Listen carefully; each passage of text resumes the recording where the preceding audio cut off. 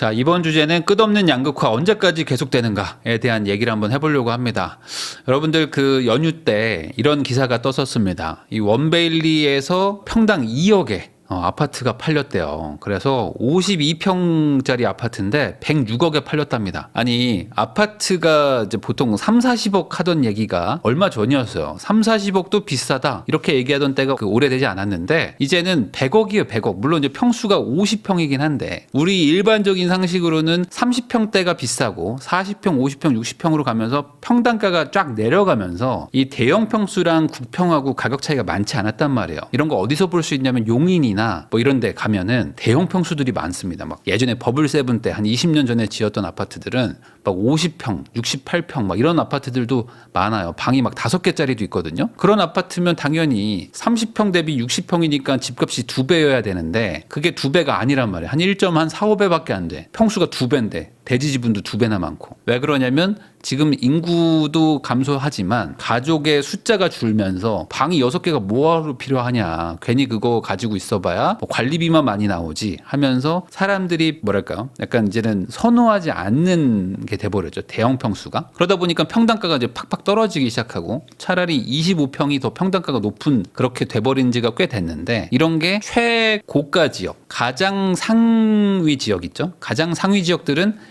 해당하지 않습니다. 여기 이제 부자들이 계속 모여 살기 때문에 30평보다는 60평을 원하는 사람들도 있죠. 70평을 원하는 사람들도 있기 때문에 평수가 늘어난다고 해서 평당가가 이렇게 내려가지 않아요. 그러다 보니까 반포의 대단지 신축 아파트인 원베일리에서 이제 50평이면 100억은 받아야지 라고 했는데 누가 샀다 이거죠. 이게 사실 여러분들이 이거 좀 까먹으셨을 수도 있는데 평당 1억이 된 지가 얼마 안 됐습니다. 이 평당 1억 찍었다가 한 10년 전처럼 느껴지실 수도 있는데 고작 5년 전입니다. 5년 전에 똑같은 지역입니다. 반포에서 원베일리 옆단지죠. 옆단지인 아크로 리버파크가 처음으로 1억을 찍어요. 그래서 24평이 24억에 팔립니다. 그래서 사람들이 어떻게 얘기를 했냐. 뭔 24평이 24억이냐. 한 12억 하면 딱 적절하지. 이러면서 24억이라는 건 말도 안 된다. 이거 가짜다. 라고 막 합니다. 그래서 요게 2번 있었어요. 이 19년도 초엔가도 한번 그런 일이 있었습니다. 근데 이때 1억이 찍힌 거예요. 그래서 야, 이거 허위 거래다. 하면서 갑자기 국세청이랑 막 나서서 국토부가 막 조사한다고 해요. 그러니까 그게 거래가 취소됐습니다. 그래서 야, 그거 봐. 거짓말이지. 라고 했는데 얼마 지나서 다시 찍혀버리는 거예요. 이제 실거래 거로. 그러면서 이제 반포는 1억을 찍는구나. 라고 했던 게 고작 5년 전이었습니다. 이때 사람들 반응 대다수가 그랬죠. 평당 1억 아파트가 미쳤다라고 했는데 지금 5년 지나서 2억을 찍은 겁니다. 이걸 데이터로 보면 이래요. 이게 지금 제곱미터당 매매 평균 가격이니까 여기다가 이제 3.3배를 하시면 됩니다. 그러면 제가 이거 계산을 해놨어요. 편하게. 평당가가 5천만 원인 게 언제냐? 강남구 아파트 기준입니다. 이건 평균인 거죠. 강남구 아파트 평균이 2018년쯤에 이걸 통과하기 시작합니다. 2018년. 그러니까 최고가가 아니라 평균이 5천을 통과하는 때가 2017년이었어요. 그러니까 2017년도에 평균이 5천이니까 여기다가 33평을 곱해보세요. 그러면은 대략 지금 한 16억 정도 되는 거죠. 16억, 17억 정도. 강남의 아파트는 9평이 17억 정도 하는구나. 말도 안 된다라고 했었을 때가 이제 한 8년 전 얘기입니다. 근데 이게 더 올라가요. 쭉 올라가서 언제 가냐면 21년도쯤 돼서 이제 7,500만 원으로 올라갑니다. 평균 가격이요. 그리고 또 이제 한 4년 정도 지나서 지금은 9,600만 원 정도에 도달을 했거든요. 그러니까 평균 정도니까 비싼 건 진짜 2억을 찍는 거예요. 싼 건 뭐 4천, 5천도 찍겠지만. 그러니까 이게 보면요. 4년마다 지금 2,500만 원씩 상승하고 있습니다. 그럼 2,500만 원 곱하기 33평 하시면요. 대략 한 6, 7억, 한 7, 8억씩 계속 4년마다 올라가고 있다라고 보시면 됩니다. 평균이. 그래서 이제 진짜 평균 1억 원 시대 직전까지 왔다. 자, 지금 평당 2억이라고 하면 어떤 느낌 드세요? 와, 이거 미쳤다라는 생각이 들지 않습니까? 2018년에 이제 앞으로 강남의 최고가 아파트가 평당 1억 갈 겁니다. 라고 막 얘기를 했었단 말이에요. 그때 사람들이 미쳤다고 했어요. 근데 이게 19년도에 찍히면서 야, 이제는 1억 5천, 2억 간다라고 했을 때 또 미쳤다고 했는데 이제 2025년 돼서 또 찍었습니다. 그래서 반응은 항상 똑같아요. 다만 이제 하나 차이는 있습니다. 지금 평균가와 최고가의 괴리감이 좀 크죠. 2019년도에는 서울 그 강남구 쪽, 뭐 반포 쪽에 평균 거래 가격이 한 7천 요 정도였어요. 7천인데 1억을 찍은 거고 지금은 평균 가격이 1억인데 2억을 찍어버린 거예요. 그러니까 과거 4년 전 대비 훨씬 더 평균 상승보다 최고가 상승이 빠른 겁니다.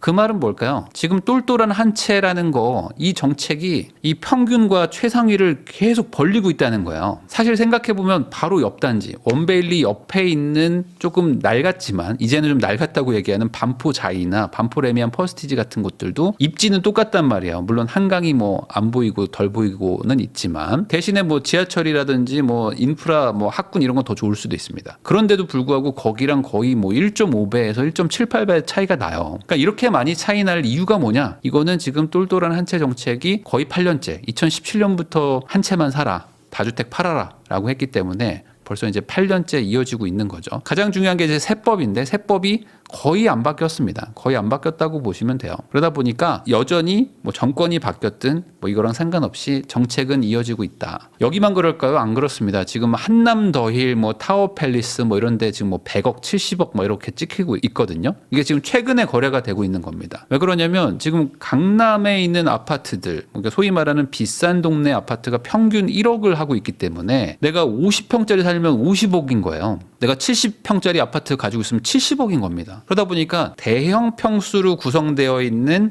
강남권에 있는 아파트는 구축이어도 가격이 이제 막 50억, 60억, 70억씩 막 찍는 현상들이 나타나고 있어요. 자, 그럼 여기서 아마 대다수의 시청자분들은 그게 나랑 무슨 상관이냐. 어차피 그건 그들이 사는 세상 아니냐. 그러니까 그 사세인데 서민들하고 무슨 상관? 이렇게 생각할 수도 있는데 사실 상관이 있습니다. 왜 그러냐면 여러분들 그 인스타그램이 뭐 사회적으로 문제가 많다 이런 얘기 많이 들어보셨잖아요. 특히 이 젊은 어린이들 뭐 한 중학생, 중고등학생 아이들, 청소년들이 이 인스타그램 때문에 되게 문제가 많다라는 거 얘기 들어보셨죠. 그래서 뭐 캐나다, 뭐 호주 이런 곳들은 이 아이들, 특히 우리나라도 마찬가지지만 아이들이 인스타그램을 이제 좀 제한되는 그런 정책들, 법안들이 막 나타나고 있거든요. 이게 비교심을 너무 많이 자극을 하잖아요. 그러다 보니까 내가 예전에는 전혀 몰랐던 사람들의 어떤 부자들의 삶을 너무 직접적으로 어떤 필터링 없이 내가 받아들이다 보니까 내가 이제 너무 불행하다고 느끼는 분들이 지금 대단히 많아졌습니다. 특히 우리나라도 지금 그 정신적인 어떤 불안감이나 우울감 이런 것들이 많이 늘어나고 있는데 그 늘어나는 것이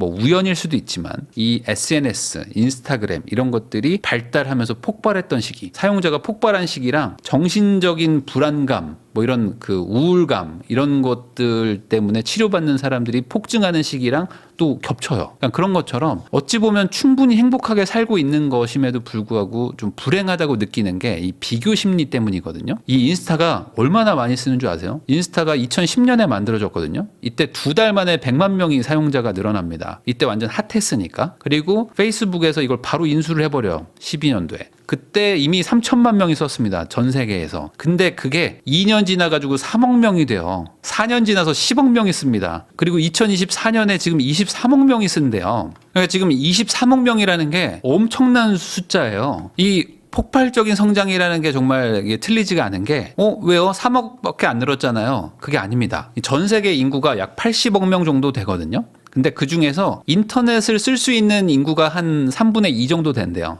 그러니까 인터넷이 없는 동네는 인스타 못 쓸 거 아닙니까? 거기서 한 30억 명 빠져요. 그러면 54억 명이 남는데 이 중에서 완전 애기들 못 쓸 거고 완전 노인분들 안 쓸 거잖아요. 그러면 현실적으로 핸드폰이 있는 거의 대부분의 지구인들은 지금 인스타를 쓰고 있다고 보셔도 무방하지 않을까. 왜냐면 인터넷 가능 인구의 절반 이상이 지금 인스타그램을 한단 말이에요. 실제로 활동을 합니다. 활동을. 그러다 보니까 예전에는 그냥 우리 동네에서 비교하고 뭐 그러던 게 이제는 나라 안에서 비교하고 이제 조금 지나면 이제 전 세계적인 비교를 하게 될 거야. 옛날엔 보통 동네에서 공부 잘한다 하면은 뭐 수재라고 해서 그 막 플랜카드 걸고 막 이런 거 했었잖아요. 근데 이제는 안 그렇잖아요. 공부를 잘한다고 해도 결국 막 전국에서 막 비교하고 뭐 부자라고 해도 동네 부자 아무 의미가 없죠. 이제 막 인스타에 보면은 막 수백억, 수천억 부자들이 막 플렉스하는 거를 보여주니까요. 그러다 보니까 이게 집값도 마찬가지라고 저는 생각합니다. 상위 지역이 올라가는 게 뭔 상관이야? 라고 생각하시면 안 되는 게 저게 올라가면 지금 이 인스타랑 똑같은 효과들이 일어나는 거거든요. 이 정권별로 이 집값 변동률을 보면요. 이렇습니다. 노무현 정부 때 2005년, 6년 해가지고 엄청나게 많이 올랐거든요. 그리고 나서 집값이 쫙 빠지기 시작합니다. 그래서 이명박 정부 때는 집값이 거꾸로 이제 이 하락기로 갑니다. 거의 임기 내내 서울 수도권이 하락하거든요.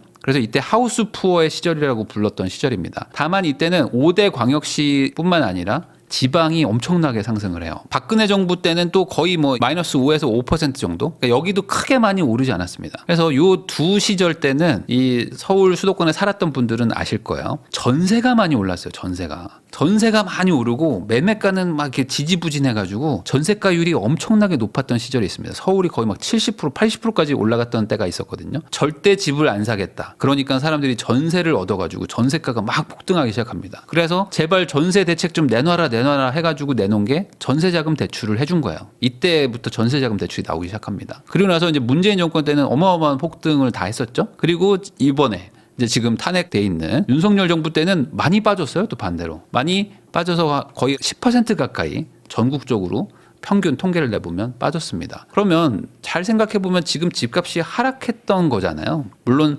상승한 지역이 있긴 하지만 전국을 놓고 보면은 100명 중에 90명은 하락했단 말이에요. 그러면 집값이 대다수는 하락하는 지역에 살았는데 여전히 살고 있는데 왜 사람들은 집값이 비싸다고 이렇게 화를 내고 있을까? 정확하게 생각해 보면 전국적인 하락이 중요하지만 이거보다 더 중요한 거는 강남 집값이 오르고 있기 때문에 화가 나는 거일 수도 있단 말이죠. 왜 내가 살지 않는 곳인데 저 상위 지역이 올라가는 게 왜 화가 날까? 사실 요즘에 투자를 하려고 생각해 보면요. 쉽지가 않습니다. 내가 살 수 있는 내 돈에 맞춰서 집을 살려고 하잖아요. 그러면 안 오를 것 같아요. 왜냐하면 지금 올라간다고 하는 것들은 다 비싼 집들만 올라가고 있거든요. 그러니까 비싼 집들이 막 올라가고 있는데 나는 저 돈이 없잖아요. 이 시청하시는 분들 대다수는 이 지금 소위 말하는 언론에서 떠들고 있는 저 비싸게 올라가고 있는 집들을 못 산단 말이에요. 그러니까 내가 가지고 있는 돈 가지고 살 수 있는 거는 불안해. 안 오를 것 같아. 그런데 비싼 집, 오를 것 같은 거는 못 사. 그래서 요즘에 투자할 만한 집이 없어요. 라고 생각들을 하는 거죠. 이게 우리나라에서 항상 이제 거의 정석적으로, 거의 보편적으로 자산 이동을 어떻게 하느냐를 누가 물어본다면 이런 방법으로 그동안 대다수의 사람들이 해왔거든요. 뭐냐면 20대는 당연히 돈이 없잖아요. 20대에 누가 돈이 있습니까? 이제 사회생활 한지 뭐 1, 2년, 2, 3년밖에 안 된 사람들이 돈이 어디 있어요. 그러니까 당연히 뭐 빌라든 뭐 원룸이든 이런 데서 전월세로 시작을 하죠. 그래서 열심히 착실하게 돈을 모읍니다. 그래서 둘이 모은 돈을 합쳐가지고 30대 초반 말고 30대 중후반쯤 돼가지고 이제 아파트 전세로 갑니다. 빌라에서 아파트 전세로 오는 것도 쉽지가 않아요. 돈을 많이 모아야지만 올 수 있거든요. 그래서 여기까지만 와도 야 이제 30대 그래도 나름 잘했다. 라고 말하던 게 보편적인 자산 이동이었어요. 그러다가 이제 40대쯤 돼가지고 이것도 40대 초반이 아닙니다. 40대 한 중후반쯤 돼가지고 이제 돈 모은 거 거의 한 20년 가까이 모아가지고 이제 내 경력도 좀 쌓이고 연봉도 좀 높아지고 대출도 받을 여력도 있고 해서 겨우 아파트를 하나 마련을 한단 말이에요. 그리고 여기서 내가 더 잘 됐어. 뭐 사업이 잘 되거나 승진을 많이 하거나 아니면 뭐 맞벌이가 잘 되거나 하면은 그때 40대 후반에서 50대 초중반쯤 돼가지고 상급지로 한번 갈아타기 하는 게 거의 일반적인 얘기입니다. 근데 요즘에는 이거를 30대의 아파트 자가를 못 가지면 안 돼. 이걸 넘어서 이제 30대의 상급지의 아파트를 못 가지면 안 돼. 뭐 이런 식으로까지 지금 생각하고 있지만 정확하게 얘기하면요. 그거는 불가능한 거를 꿈꾸는 거예요. 30대 초반에 어떻게 서울의 아파트를 삽니까? 근데 왜 사람들이 이렇게 아파트를 살 수 있다고 믿게 된 걸까? 저는 아까 말한 그 SNS, 인스타그램 이런 게 되게 큰 영향을 줬다고 생각합니다. 나랑 비슷한 나이대 애들이 저기서 살고 있구나. 난 몰랐네. 근데 그 친구들은 정말 소수의 부잣집 아들, 딸이거나 아니면 소수의 전문직 고소득자일 뿐인데 저게 일반적인 것처럼 받아들여진단 말이에요. 왜냐하면 인스타에는 그런 애들이 많으니까. 실제로 많은 게 아닌데. 그러다 보니까 이제 그거 자체만으로도 양극화가 일어나고 있는데 심리적 양극화가 일어나는데 이제는 똘똘한 한 채 정책 때문에 실제로 가격의 양극화까지 일어나고 있는 거예요. 그러니까 원래 20대쯤에 돈 모으기 시작해서 30대 전세로 아파트로 이동하고 또 한 10년 고생해서 아파트 자가 만들고 50대쯤에는 갈 수 있으려나? 라고 생각했던 게 여기서 끝나는 거죠. 잠깐만, 나는 아무리 해도 30대 아파트 전세밖에 못 갈 것 같은데? 왜냐면 이 아파트들도 사실은 상위권이거든요. 아파트 인건만으로도 이미 상위 30-40%대 좋은 집들이란 말이에요. 근데 얘네들만 지금 올라가고 있어요. 상급진 더 많이 가고 있고. 그러니까 내가 아무리 열심히 해도 40대 50대에 답이 안 나오는데 라는 생각을 갖게 되죠. 그럼 어떻게 됩니까? 당연히 어차피 안 된다면 포기하는 게 편한 거 아니냐라는 논리 구조로 간단 말이죠. 이게 양극화의 가장 큰 부작용이죠. 이 모든 자본주의 시스템에서 이거를 해결을 해보려고 했지만 못했습니다. 양극화라는 자본주의의 부작용, 이 부작용을 해결할 방법이 없다. 양극화를 줄이는 거나 양극화의 속도를 늦추는 것밖에 없지 양극화를 없앨 수는 없다. 그런데 이 양극화가 심해지면 차라리 포기하는 사람들이 늘어난단 말이죠. 이게 과거 사례를 보잖아요. 보면은 이 서울만 오르는데 지방은 지지부진했던 노무현 정권 때 서울이 막 올라가기 시작합니다. 버블 세븐 해가지고 뭐 과천부터 용인, 뭐 일산 해서 막 서울이 올라가기 시작해요. 근데 지방은 막 빌빌빌빌 하거든요.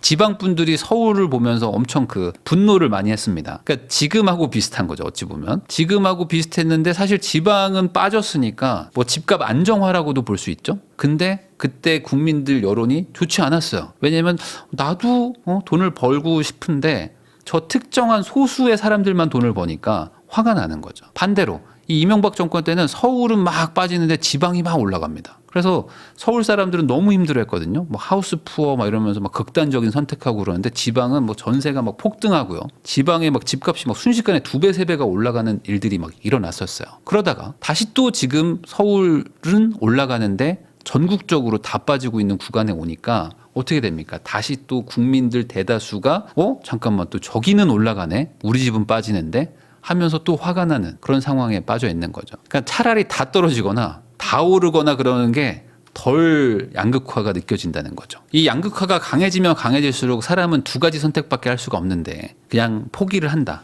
야, 그냥 포기하고 그냥 돈 쓰자. 어차피 집 못 산다. 지금 20대, 30대 분들이 그런 얘기들 많이 하시거든요. 어차피 내가 노력해봐야 서울 아파트 못 사는데 뭔 의미가 있어 하면서 막 돈을 쓴단 말이에요. 근데 서울 아파트를 못 가지면 내 인생이 망한 거냐? 그것도 아니거든요. 그리고 사실 서울 아파트를 가지고 있는 사람들이 많지도 않고 전 인구 전체를 비교해 봤을 때 비율로 보면 그렇게 많은 게 아니잖아요. 근데 더 열심히 자산을 늘려가지고 내가 그나마 뭐 서울 아파트는 모르겠지만 올해보다 더 돈이 많아지면 나한테는 좋은 것이다 라고 자산 늘리기를 선택하는 것, 이 두 가지밖에 없습니다. 포기하거나 그래도 안 하는 것보다 하는 게 낫지 라고 하는 이 두 가지.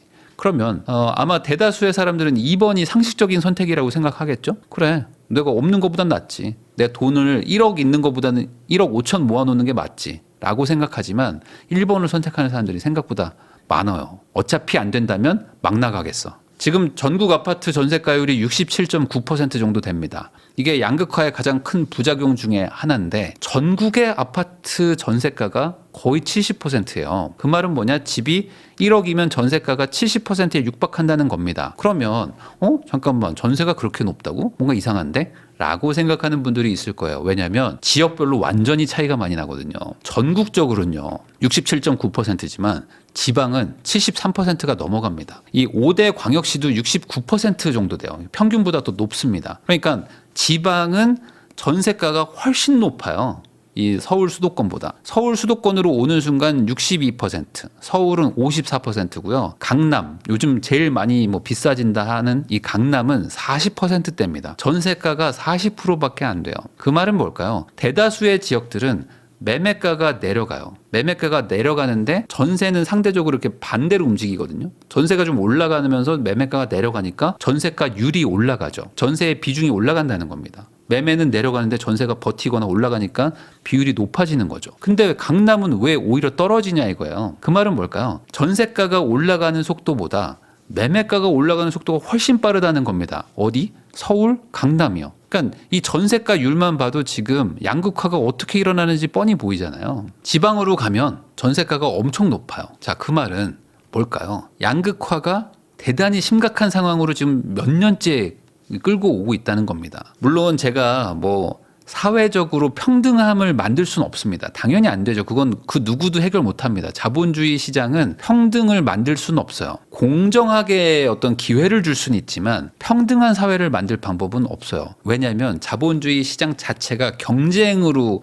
성장하는 것이기 때문이죠. 근데 이 원래 사회가 불평등한 거랑 별개로 그걸 사람들이 알게 되는 것은 문제인 거죠. 그러니까 이게 참 아이러니하기도 한데 평등한 사회가 없는 것도 맞죠. 근데 대다수의 사람들은 그렇게 생각을 잘 안 합니다. 평등하게 살 수 있지 뭐 하면서 그냥 열심히 산단 말이에요. 자기 나름대로 행복을 찾으면서. 근데 이거를 깨달아 버려. 이 깨닫는 순간 이제는 다른 얘기가 되는 겁니다. 그래서 이 양극화라는 거가 어찌 보면은 저는 그 SNS 아니면 어떤 뭐 예능이라든지 어떤 그 미디어라는 거에 노출된다는 거, 이게 그 소위 말하는 그 매트릭스에서 나오는 빨간 약을 먹는 거죠. 그렇게 되는 순간 이제 포기하게 되는 겁니다. 아니 그래도 남이 잘 사는 거랑 상관없이 내가 올해보다 내년이 조금 더 잘 되면 좋은 건데, 그게 아니라 야 어차피 저 상위 1% 못 가면 난 망했어 라고 생각한다는 거죠. 양극화를 막을 수 없다면 늦추기라도 해야 되거든요. 그래서 자본주의에서는 늦추려고들 많이 노력을 합니다. 근데 이 늦추려고 노력한다는 게 오히려 더 양극화를 심화시키기도 해요. 강남 쏠림 현상을 막으려면 여러분들 어떻게 해야 될까요? 강남 쏠림 현상을 막으려면 지금 강남으로 계속 돈이 가고 있잖아요. 평당 1억이 5년 전이었다니까요. 근데 지금 5년 만에 평당 2억을 찍었어요. 그러면 이 강남 쏠림 현상을 어떻게 막냐 이거예요. 과거에 막은 적이 있습니다. MB정부 때 강남 인근에 세곡동, 내곡동 뭐 이런데 대규모로 아파트를 공급해버려요.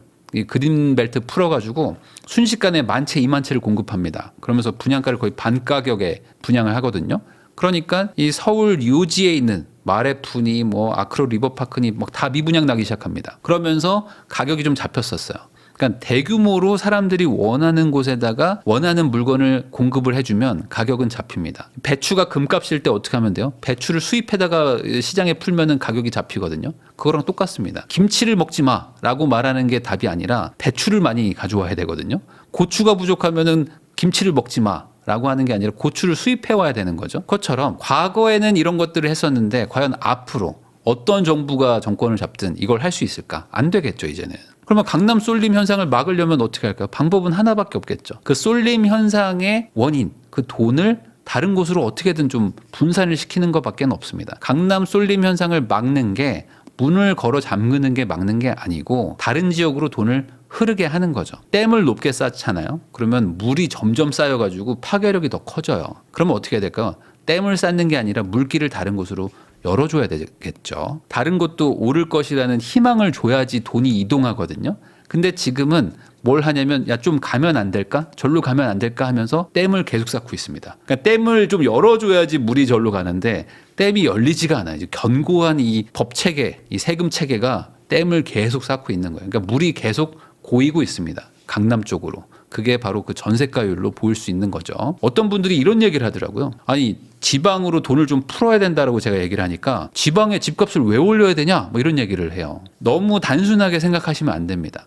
지방이 올라가면 지방 사는 사람들이 힘들어지는 거 아닌가요? 라고 생각하실 수도 있죠. 근데 더 정확하게 얘기하면은 상대적 양극화를 해소하는 방법은 이거밖에 없는 거예요. 지방이 오를 필요가 없다라고 말하는 거는 서울만 계속 올라가게 만들겠다라고 말하는 거랑 같은 말입니다. 그러니까 돈을 분산시켜야지만 되는 거죠. 어딘가로 계속 몰아버리면 더 답은 안 나온다. 어떤 분들이 이런 얘기도 합니다. 집으로 돈을 못 벌게 해야 된다. 집으로 돈 버는 사람들이 문제다. 뭐 이런 얘기 하거든요. 이건 저는 전쟁 없이 다 같이 사이좋게 지냅시다 라고 말하는 거랑 비슷하다고 봅니다. 그러니까 이 자본주의 시장에서는요. 집으로 돈을 못 벌게 할 방법은 없어요. 뭐 주식으로 돈을 못 벌게 할 방법도 없고 그거를 돈 벌 수 있다는 것을 전제로 이 시스템이 돌아가는 거거든요. 그러니까 사람은 열심히 살아서 돈을 벌어서 좋은 집을 살 수도 있고 그 집을 가지고 돈을 벌어서 또 더 좋은 집으로 옮겨갈 수도 있고 최대한 내가 자유롭게 너네들한테 풀어줄 테니까 너네가 열심히 살아가지고 돈도 많이 벌고 세금도 많이 내라. 그래서 나라가 좀 부강하게 만들어보자 라고 하는 게 이 자본주의 시스템이란 말이죠. 그러니까 집으로 돈을 못 벌게 해야 됩니다 라고 말하는 거는 야 우리 전쟁 없이 사이좋게 지냅시다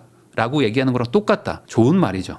무슨 뜻인지 알겠습니다. 그렇지만 경제학적으로 불가능한 얘기를 하는 거예요. 전쟁 없이 사이좋게 지내면 좋죠. 그렇지만 전쟁 없이 사이좋게 지내면 다 좋죠. 우리는 다 전 세계 하나 지구인이니까. 근데 그 지구인들은 맨날 치고받고 싸운다니까요. 자, 집으로 돈을 못 벌게 해야 된다라는 거를 말하지 마시고 돈이 최대한 분산되게 해야 된다. 라고 생각하는 게 사실은 맞습니다. 지방은 세금 혜택을 더 줘야 됩니다. 저는 우선 지금 가장 시급한 거는 지방의 취득세부터 낮춰야 된다고 봐요. 왜 전국의 모든 취득세가 동일해야 될까? 이거는 최근에 투자하신 분들은 뭐 이게 당연한 거 아니야? 라고 생각할 수도 있는데 아닙니다. 예전에도 지방하고 서울하고 막 취득세를 다르게 하고 막 그랬어요. 그러니까 이게 무슨 소리냐면은 이 돈이 흘러가게 하려면요. 당연히 물꼬를 터줘야 되잖아요. 그 물꼬를 트는 게 세금이란 말이죠. 근데 지금은 지방, 서울 할 것 없이 다 같이 벽을 쌓고 있으면 당연히 내가 물이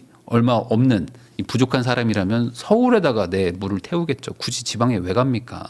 그러니까 지방은 세금 혜택을 더 줘야 됩니다. 이 취득세도 훨씬 낮춰줘야 되고요. 아주 심각한 지역은 취득세를 면제할 필요도 있다고 전 봅니다. 그리고 다주택 규제도 당연히 없애야 되겠죠. 그래야지 돈을 조금 쪼개가지고 절로 좀 보내지 않겠습니까? 이 돈이 쪼개가지고 지방으로 가는 만큼 반포 아파트가 덜 올라갈 겁니다. 지역별 아파트 전세가율 다시 한번 보면요. 지금 전세가율이 어마어마한 차이가 나잖아요. 서울, 강남은 전세가율이 50%가 안 되는데 지금 지방의 소도시들 뭐 5대 광역시만 해도 전세가율이 70%에 다다랐거든요. 그러면 이 세금이라는 거대한 댐이 얼마나 높은지를 여러분들이 좀 아셔야 됩니다. 돈이라는 건 기본적으로 비싼 데에서 낮은 곳으로 가는 거야.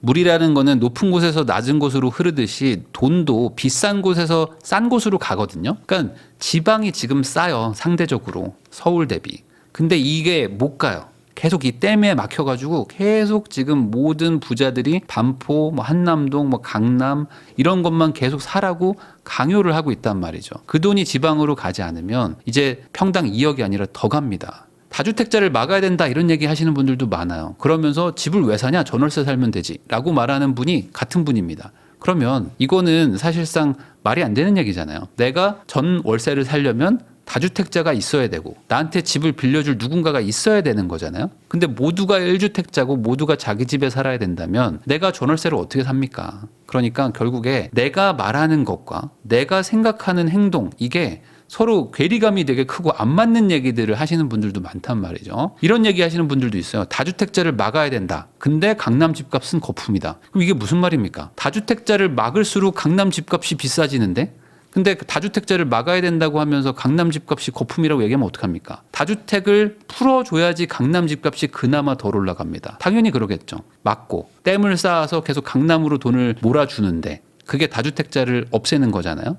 근데 이게 강남 집값의 거품을 만드는 건데도 불구하고 그럼 반대로 강남 집값이 거품이라고 주장을 할 거면 다주택자를 풀어주라고 말하는 게 맞겠죠. 이건 서로 반대적인 얘기니까. 이게 지금 25년 1월입니다. 이제 25년 1월, 2월인데 이제 평당 1억을 찍을 거거든요. 강남 아파트가 평균적으로. 그러면 이제 2억도 나온 마당에 앞으로 이 지금 사례를 보면요. 사례를 보면 29년도쯤 되면은 1억 2,500, 3천 정도 가지 않을까? 로 추정을 할 수 있겠죠. 지금 이 추세가 4년 단위로 4, 5년 단위로 거의 지금 2,500만 원씩 올라가고 있으니까 그러면 2029년쯤 되면은 국평 그러니까 33평형 강남 아파트가 한 40억을 돌파할 걸로 추정을 합니다. 이걸로 만약에 본다면요.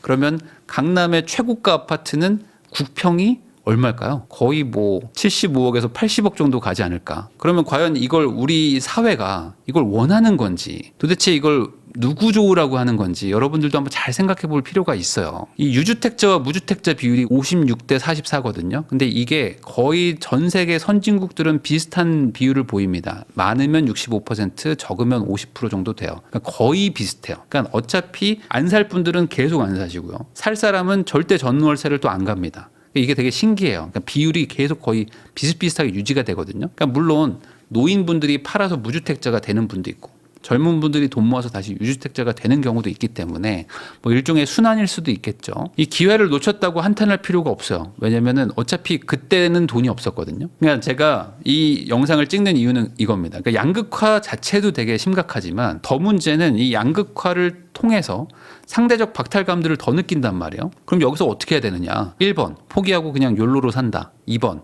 그럼에도 불구하고 돈이라도 조금이라도 모으고 있으면 뭐라도 기회가 올 때 잡을 수 있을 것 같다. 2번을 선택하는 게 맞겠죠. 기회를 놓쳤다고 한탄할 필요가 없어요. 어차피 그때는 내가 못 샀기 때문에. 그러면 다음번에 오는 기회를 잡으려고 내가 지금 조금이라도 더 노력을 하고 있으면 뭐라도 더 잡을 수 있겠죠. 개인이 할 수 있는 건 이거 두 개밖에 없습니다. 포기하고 소비를 늘리시든지 그래도 더 열심히 자산을 늘리자. 그리고 3번이 만약에 있다면 정치권에다가 다주택 규제를 좀 풀고 지방 살리기를 좀 해가지고 서울 쏠림 현상을 좀 줄여달라라고 말하시는 게 우리 사회 전체에는 그래도 도움이 될 겁니다. 여기서 4번 아니 서울 집값을 때려잡아야 된다라고 생각하는 순간 강남 평당 3억은 더 빨리 올 것이다. 저는 그렇게 생각합니다. 주식, 코인, 부동산 뭐든 뭐 사업이든 상관없으니까 지금 하고 있는 것들 조금이라도 더 잘 돼서 올해보다 뭐 내년 초 뭐 그 26년 설날에는 지난 1년간 참 잘 살았다. 열심히 살았다라고 말하는 게 내 인생에 훨씬 도움이 된다라고 생각합니다.